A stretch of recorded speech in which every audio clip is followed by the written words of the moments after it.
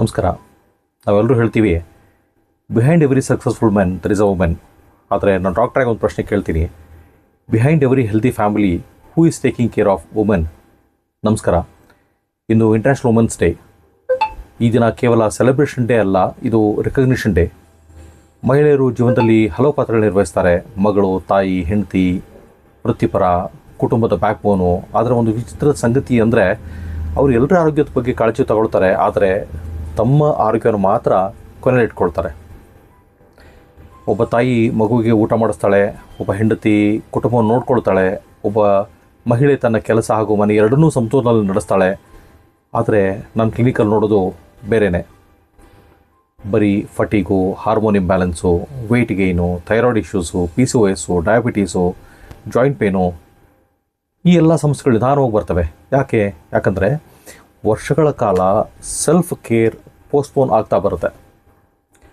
ಆಯುರ್ವೇದದಲ್ಲೊಂದು ತುಂಬ ಸುಂದರವಾದಂಥ ಮಾತಿದೆ, ಸ್ವಸ್ಥ ಮಹಿಳೆ ಅಂದರೆ ಸ್ವಸ್ಥ ಕುಟುಂಬ. When a woman is healthy, the entire family ecosystem becomes healthy. ಇದರ ಕಾರಣದಿಂದ ಮಹಿಳೆಯ ಆರೋಗ್ಯವನ್ನು ಲಕ್ಸರಿ ಅಲ್ಲ, ಪ್ರಯಾರಿಟಿಯಾಗಿ ನೋಡಬೇಕು. Hormone health, metabolic balance, mental wellbeing, ಇವೆಲ್ಲ ಒಂದಕ್ಕೊಂದು ಸಂಬಂಧ ಇರ್ತವೆ. ಆಯುರ್ವೇದ ನಮಗೆ ಹೇಳೋದೇನು ಅಂತಂದರೆ, balance is the foundation of health. ಸರಿಯಾದ ಆಹಾರ, ಸರಿಯಾದ ಜೀವನ ಶೈಲಿ, ಸರಿಯಾದ ಚಿಕಿತ್ಸೆ, ಇವುಗಳ ಮೂಲಕ ಮಹಿಳೆಯರು ತಮ್ಮ ಆರೋಗ್ಯವನ್ನು ಮತ್ತೆ ಸಮತೋಲನಕ್ಕೆ ತರಬಹುದು. ಈ ಇಂಟರ್ನ್ಯಾಷನಲ್ ವುಮೆನ್ಸ್ ಡೇ ನಾನು ಎಲ್ಲ ಮಹಿಳೆಯರಿಗೆ ಒಂದು ಮಾತು ಹೇಳ್ತಾ ಇದ್ದೀನಿ, ನೀವು ನಿಮ್ಮ ಕುಟುಂಬದ ಶಕ್ತಿ, ಆದರೆ ನಿಮ್ಮ ಆರೋಗ್ಯವೇ ನಿಮ್ಮ ನಿಜವಾದ ಶಕ್ತಿ. So take care, take one decision today, respect your health, prioritise yourself. ಯಾಕಂದರೆ healthy woman is equal to healthy family, healthy family is equal to healthy society.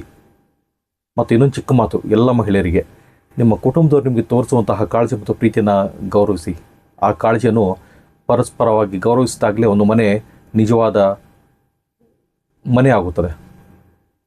If this message resonates with you, please share this video with your women in the family. Thank you. ನಮಸ್ಕಾರ.